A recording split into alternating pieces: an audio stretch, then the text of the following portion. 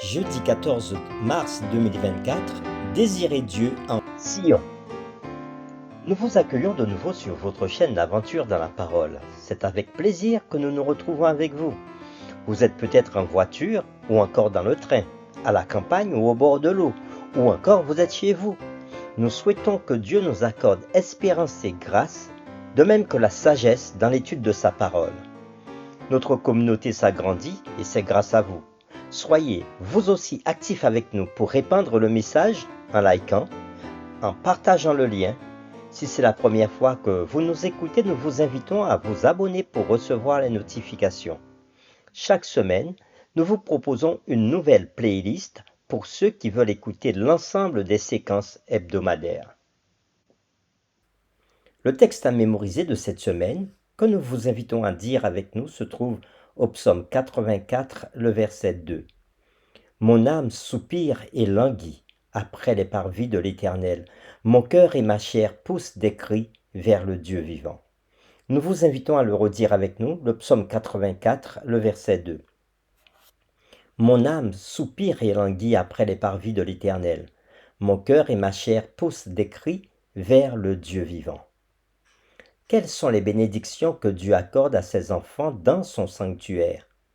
En quoi la prière symbolique pour la paix de Jérusalem devrait-elle concerner les chrétiens d'aujourd'hui? Quels symboles forts sont contenus dans l'idée de Sion?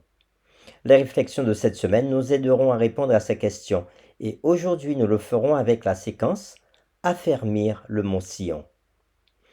Nous allons lire ensemble au psaume 125 les versets 1 et 2 et nous répondrons à cette question. Comment représente-t-on ceux qui se confient en l'Éternel dans ce passage? Psaume 125 versets 1 et 2. Cantique des degrés.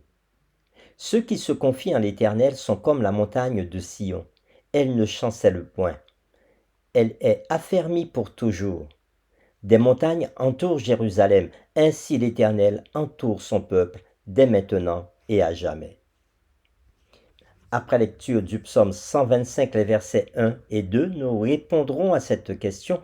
Comment représente-t-on ceux qui se confient en l'Éternel dans ce passage? Ceux qui se confient en l'Éternel sont comparés à la montagne de Sion, symbole de solidité et de force. La vue magnifique des montagnes entourant la ville de Jérusalem a inspiré au psalmiste la certitude de la protection divine.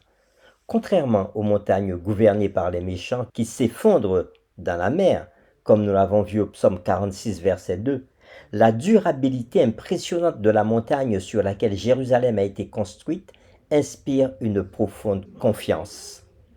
La confiance dans la protection de Dieu devient encore plus audacieuse face à la réalité douloureuse dans laquelle le mal semble si souvent prévaloir. Pourtant, même au milieu de ce mal, le peuple de Dieu peut avoir de l'espoir.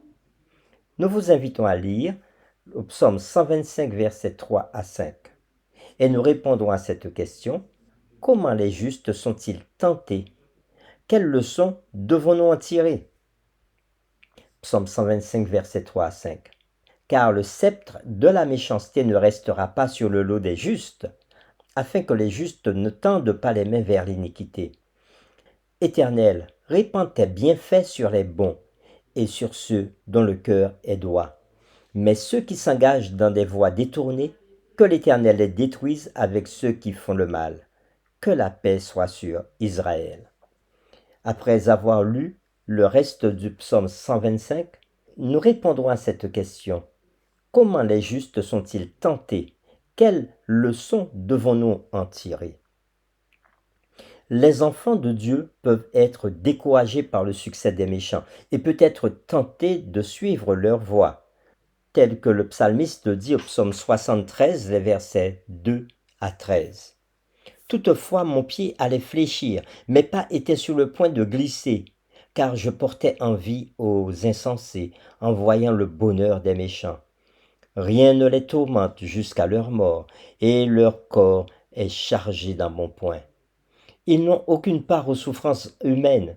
Ils ne sont point frappés comme le reste des hommes. Aussi l'orgueil leur sert de collier, la violence est le vêtement qui les enveloppe. L'iniquité sort de leurs entrailles. Les pensées de leur cœur se font jour. Ils raillent et parlent méchamment d'opprimés. Ils profèrent des discours hautains. Ils élèvent leur bouche jusqu'aux cieux et leur langue se promène sur la terre. Voilà pourquoi son peuple se tourne de leur côté. Il avale l'eau abondamment. Et il dit, comment Dieu saurait-il? Comment le Très-Haut connaîtrait-il? Ainsi sont les méchants, toujours heureux, ils accroissent leur richesse.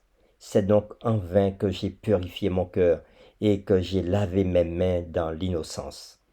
Et au psaume 94, le verset 3, nous lisons « Jusque à quand les méchants, ô Éternel, jusque à quand les méchants triompheront-ils » Fin de la lecture. Oui, les deux textes que nous venons de lire nous montrent que ceux qui suivent Dieu sont tentés par les voies des méchants, par le succès des méchants. Mais l'extrême stabilité de la montagne de Sion ne peut pas protéger ceux qui s'éloignent de l'Éternel. Le peuple est toujours libre de tendre les mains vers l'iniquité et de s'engager dans des voies détournées, comme nous le disent les versets 3 et 5 du psaume 125. Mais l'Éternel est juste et jugera ceux qui restent dans la rébellion ainsi que les autres pécheurs impénitents. Le peuple de Dieu est ici appelé à rester inébranlable dans la foi et la confiance en l'Éternel, tout comme la montagne de Sion est son refuge inébranlable. C'est-à-dire que même lorsque nous ne comprenons pas les choses, nous pouvons toujours faire confiance à la volonté de Dieu. Pour terminer, réfléchissons à cette pensée tirée du livre Le meilleur chemin, à la page 104 de l'auteur Ellen G. White. L'entrée du péché dans le monde, l'incarnation de Jésus-Christ, la régénération, la résurrection et plusieurs autres faits présentés dans la Bible sont des mystères trop profonds pour être expliqués ou même saisis pleinement par l'esprit humain. Mais Dieu nous a donné dans les Écritures des preuves suffisantes de leur divinité et nous n'avons nullement lieu de douter de celle-ci parce que nous ne pouvons pas comprendre les mystères de sa providence. De tous côtés se présentent des merveilles qui surpassent notre intelligence. Faut-il donc être surpris s'il se trouve dans le monde spirituel des mystères insondables? Toute la difficulté se trouve dans la faiblesse et l'étroitesse de l'esprit humain. Fin de citation. Nous vous invitons à prier avec nous. Par ta grâce, ô Éternel, tu nous permets aujourd'hui encore d'être en vie et de pouvoir te louer, te remercier pour tout ce que tu fais pour nous. Merci pour chaque instant, pour chaque minute de notre vie. Et merci de nous permettre de rentrer en contact avec toi à travers ta parole. Et aujourd'hui, nous l'avons fait avec le psaume 125. Nous avons vu comment le mont Sion, la montagne où se situait ton temple, était affermi. Et les psalmistes pouvaient chanter la sécurité qui se trouvait dans ces lieux, parce que c'est là qu'on venait adorer. Et nous pouvons aujourd'hui dire comme le psalmiste que nous nous confions en toi. Et parce que nous nous confions en toi, à chaque endroit où nous t'adorons, nous avons la sécurité, sachant que tu veilles sur nous. Oh, parfois, en tant qu'humains, nous sommes tentés à voir la prospérité des méchants et à vouloir être comme eux et nous détourner de toi.